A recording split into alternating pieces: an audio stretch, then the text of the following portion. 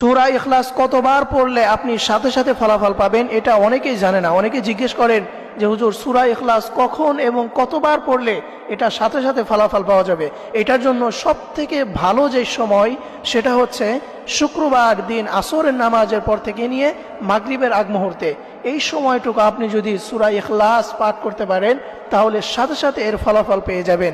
এটা পড়ার নিয়ম হচ্ছে আপনি সর্বপ্রথম আপনি 3 বার দরুদ শরীফ পাঠ করবেন। দরুদের মধ্যে শ্রেষ্ঠ দরুদ হচ্ছে দরুদে ইব্রাহিম, অর্থাৎ যেটা আমরা নামাজের ভিতরে পড়ি, আল্লাহুম্মা সাল্লি আলা মুহাম্মাদ ওয়া আলা আলি মুহাম্মাদ কামা সাল্লাইতা আলা ইব্রাহিম ওয়া আলা আলি ইব্রাহিম ইন্নাকা হামিদুম মাজিদ, আল্লাহুম্মা বারিক আলা মুহাম্মাদ ওয়া আলা আলি মুহাম্মাদ কামা বারাকতা আলা ইব্রাহিম ওয়া আলা আলি ইব্রাহিম।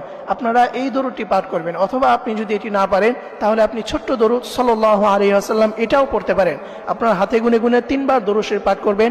এরপরে আউযু বিল্লাহি মিনাশ শাইতানির রাজিম এবং বিসমিল্লাহির রহমানির রহিমের সাথে আপনারা সূরা ইখলাস হাতে গুনে গুনে 11 বার পাঠ করবেন এবং শেষে আবারও 3 বার দরুদ শরীফ পাঠ করবেন।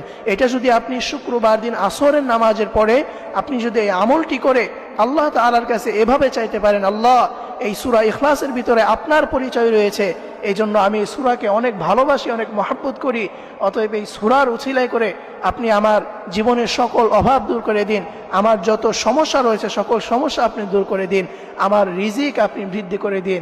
তাহলে আল্লাহর কসম করে বলছে আপনি যদি এইভাবে আমল করে আপনি যদি আল্লাহর কাছে বলতে পারেন, ইনশাআল্লাহ ইনশাআল্লাহ আল্লাহ রাব্বুল আলামিন অবশ্যই আপনার সকল সমস্যা দূর করে দিবেন এবং আপনাকে রিজিক দ্বারা ভরপুর করে দিবেন। সুবহানাল্লাহ।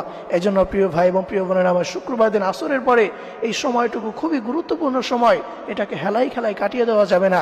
এই সময়টুকুতে আপনি এই সূরা ইখলাসের আমলটাও করবেন, তাহলে ইনশাআল্লাহ আল্লাহ রাব্বুল আলামিন আপনাকে এই পরিমাণ রিজিক দান করবেন যেটা আপনি কোনোদিনও কল্পনাও করতে পারবেন না। আল্লাহ রাব্বুল আলামিন সকলকে এই সূরা ইখলাসের আমল করে তাদের রিজিক বৃদ্ধি করা তৌফিক দান করুক। সকলেই পড়ি আমিন।